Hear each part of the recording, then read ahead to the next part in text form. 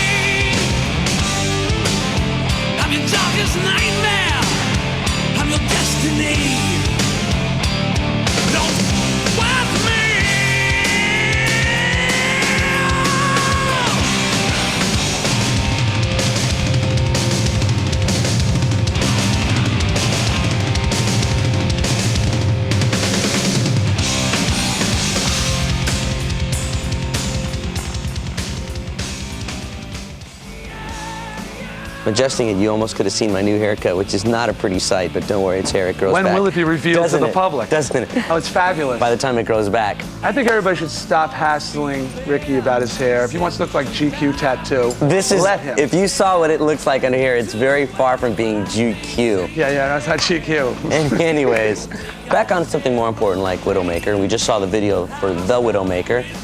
And you guys are starting to play some shows right now, right? Yeah, I just came back from Seattle, which was great. It's great to have your band breaking in a town like Seattle with everything that's happening up there right now. You guys are a hard rock band. Yeah. I mean, you're a rock and roll band. A lot of that Seattle stuff is that grungy type of stuff. I mean, there is a hard rock scene in Seattle, right? Yeah, very much so. I mean, I think that, I think what's happened in Seattle is great. It's, it's really fresh, and I know it's been going on for a while now. And actually up in Seattle, I think it may be, don't get nuts on me now, Seattle, getting a little old. You got to remember, by the time the rest of the world gets turned onto a scene, it's been there for years. It was like that with LA. The LA scene, when it was exploding, had already been happening for a couple of years by the time, the rest of the world got turned on to it. And when everybody gets turned on to it, it usually kills it. Yeah, exactly. Okay, now here's a question of somebody that's seen a lot of the changes in the music scene going on, from the big makeup, big hair days to the Seattle thing to what do you think is going to be the future in the mid-90s? I have my predictions. Widowmaker. No. Good one, see? Good answer. No, I mean, I really can't tell you. Everything seems cyclical. You got so Seems many. what? Cyclical. Cyclical. Check it out, the vocabulary. Cyclical. It means it goes in cycles, folks. I mean, you see how many bands are influenced by Black Sabbath. Right. You got bands like Helmet. We were just talking about this before. I mean, that's early Sabbath. And that stuff was, happening in the early, still happening, but in the early 70s when that stuff was born. So I really can't tell where it'll go. But the outside influences like funk and rap and the grunge thing, I think are really healthy for the metal scene. I think it's, definitely affecting me. So you think that what we're going to get next, maybe the new music scene or rock scene, is going to be just a collaboration of everything else? Absolutely. Into a mishmash. Now, what type of people are showing up at the Widowmaker shows? Are you getting a lot of old obviously, you are going to get a lot of Twisted Sister fans. Yeah, well, something that was a negative thing at the end of Twisted has become a positive thing now. Toward the end of Twisted, we had a lot of little kids showing up. Now, Twisted was a band that was born out of the biker bars of Long Island. I mean, and we didn't run a clean show. And that's why I wound up getting arrested in a lot of towns.